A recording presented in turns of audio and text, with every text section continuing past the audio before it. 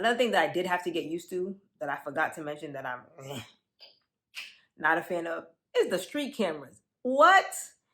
I have never seen people get tickets from a camera, okay? The cops don't stop you here. They don't have to.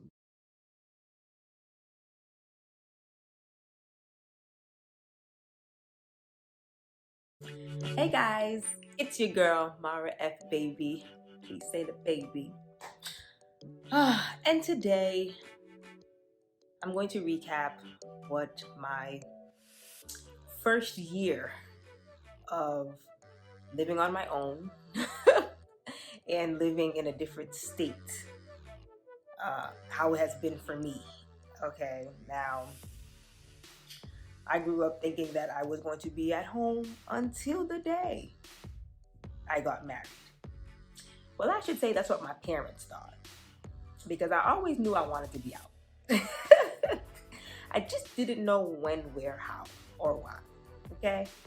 But it's officially been a year, starting, well, it's really been a year since like July, since I have moved out here. But before I get into that, I just want to make sure if you're on my page, if you're watching right now, hit that subscribe button, sweetie. Hit it. You watching anyways, might as well watch every single time I drop. Okay? Like, comment, subscribe, all that. You know, I love feedback. I love hearing from people. And I like just, interacting. Okay. So I moved here because I received a job opportunity. And so I moved out here.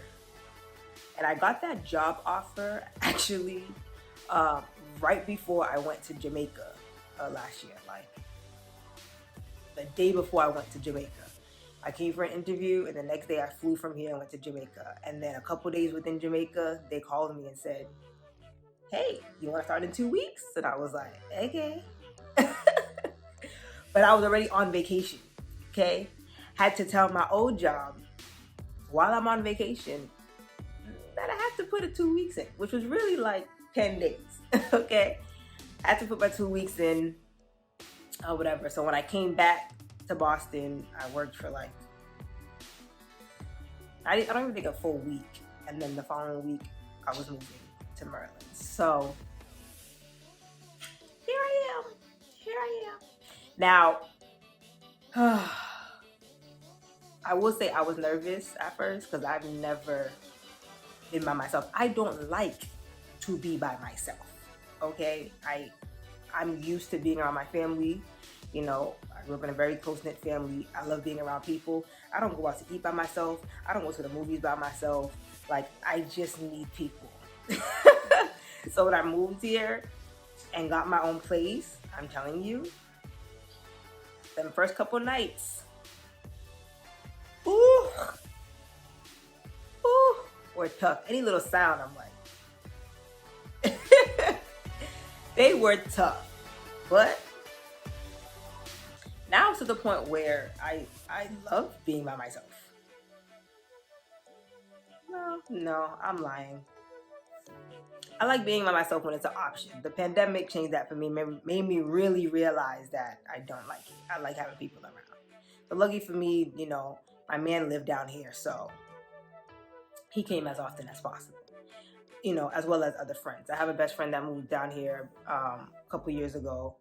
And then a bunch of other friends that I've known since I was young. So I wasn't moving to a foreign city. That is a plus. I was already always coming down here for some foolery. Okay. I already have my friends down here. So that was a plus for me. But I'm going to break down to you some of the things that were a minus. Okay. Some of the things that just weren't, that I still just not a fan of in the DMV area. Okay. My biggest struggle when I came here was finding a hair salon. A hair salon that fit in, actually not even a hair salon, just anybody to do my hair. See, back in Boston, I had my sister, I had my friends, okay, that would do my hair, and I would just get them a plate of food. Okay, something simple. Here, it's like nobody knows how to do hair. And if you do, you didn't offer your services to me in time. Okay? Okay? So, me looking for anyone to braid my hair, press my hair, the prices.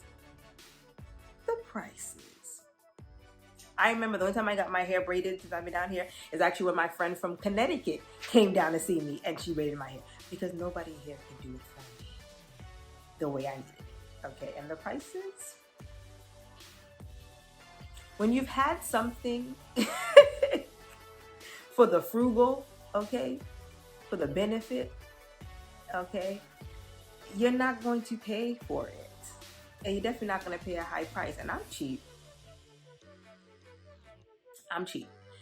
So one of my other friends actually ended up pressing my hair for me a couple times. And then after that, I was like, I'm not going to last here if I have to get my hair done here. And that's why I decided to lock my hair. It was turning into trash anyways. I was not keeping up with it. And I'm like, the only way for me to kind of let it do what it wants to do while still low-key maintaining it is to lock it up. So I locked up my hair. I started locking up my hair January of this year. So that's my new lifestyle because there was nothing else could be done with this hair here. Okay. The other thing that bothered me when I came here, Boston is full of the Haitian life. Okay, I'm talking about an immense full of Haitian restaurants, Haitian bals, the parties. You know, you have a specific club that's specific for the Haitians every Sunday night, like everywhere. In Maryland, it'd be hard for me to find Haitians besides the people that I've already known. It's hard to find Haitians that like being Haitian, okay, that want to go to these type of things, okay? I only know 2 restaurants here, okay?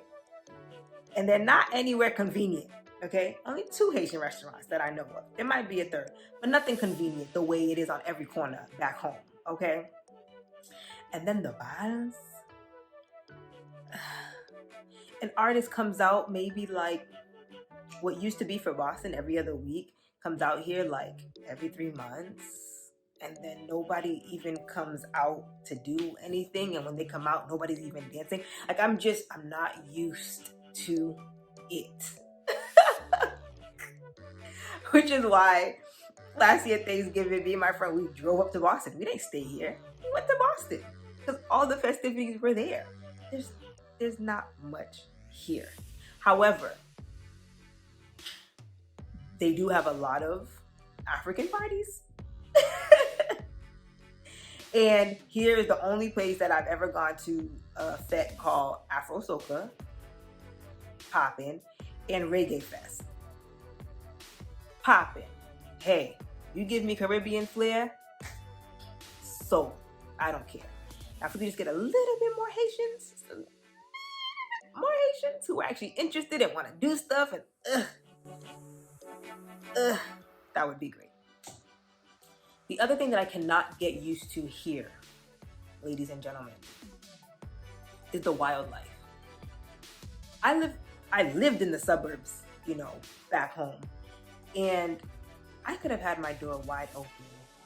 The most I'll see is the typical fly or an ant. Oh, here, my house can be bolted shut, okay? Every window can be closed, every vent, every door. And somehow, the weirdest of critters appear. The weirdest. When I first moved here, in my first apartment, I started having crickets in my house. I have never seen a cricket in my life. Everybody hears them at night. I have never seen one in my life. Okay? And I started seeing them everywhere in my place. Oh, the panic. Oh, the stress everywhere. Okay? When I'm out, I'm seeing like the weirdest bugs. Blech. I'm seeing the weirdest bugs fly by me. Okay, the weirdest thing crawling. I'm on like Animal Channel. But what's worse than the bugs? You know, what's crazier than the bugs is the deer. Prior to moving here, I've only seen a deer once in my life. Oh, here, we on their land down here. Okay. And I learned that real quick. I'm talking deer on people's front lawns. Okay. I go for a walk on a trail or go for a bike ride. Oh, they looking at you like, where you going? You know how the rats run New York? The deer run the DMV, okay? They just be galloping everywhere. Everywhere? Everywhere. The wildlife is different. Different. Okay? But despite all the, things that I don't like about here, I love the fact that there are so many Black people here. And I always joke about that. I'm suburban, I come from a very mixed city, but predominantly white like everywhere else. Here, it's like there's Black people everywhere on every level. Where I come from, Blacks are usually middle to lower class. Here, they in every class, every single class. They everywhere. When I first moved here, I started doing Uber Eats so I can learn, the city and learn where I lived and all this stuff. And the houses I would be dropping off food to, baby, and each person I dropped off to was a Black person. And I used to be like, that's gonna be me. That's gonna be me. It seems possible here. Like, here is full of possibilities. Boston is expensive for no reason. For no reason, and you gotta go far out to see beautiful land. You gotta go far out to see large homes, and you're not gonna see many owned by Black people. But here, across the street from me, that's just possible. All I need to know is that it's possible. Okay. Another thing that I did have to get used to that I forgot to mention that I'm not a fan of is the street cameras. What? I have never seen people get tickets from a camera, okay? The cops don't stop you here. They don't have to. You don't come to a full stop at a stop sign, camera got you, okay? You try to go through a red light or don't slow down for that yellow, camera got you. You're speeding. And I'm talking like, I always say it's natural to go 15 over whatever the speed limit is. I don't know, my car just happens to do that by itself. But if it says 50 and your car even touches 61, ticket. Especially in DC. And this ain't no $40, $50 ticket. You're looking at $200. So I had to learn how to drive. Like, follow the rules, drive. Because I'll be damned if I get a ticket and I moved out here. I don't have no tickets, and I'll be damned if the first ticket I get is a camera.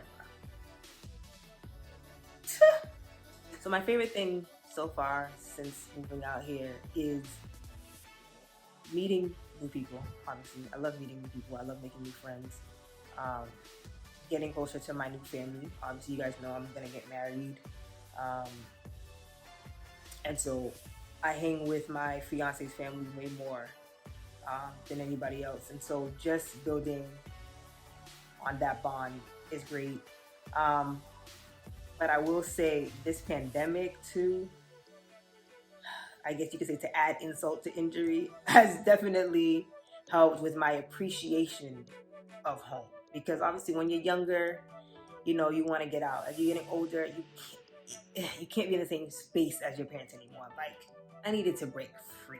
I needed to just do my own thing. But uh, moving away, and then you top that on with the pandemic, bro, I appreciate my family so much more. I appreciate home, my parents, you know, way more communication with them now. Um, and it's just, I feel like moving has made everything better, really.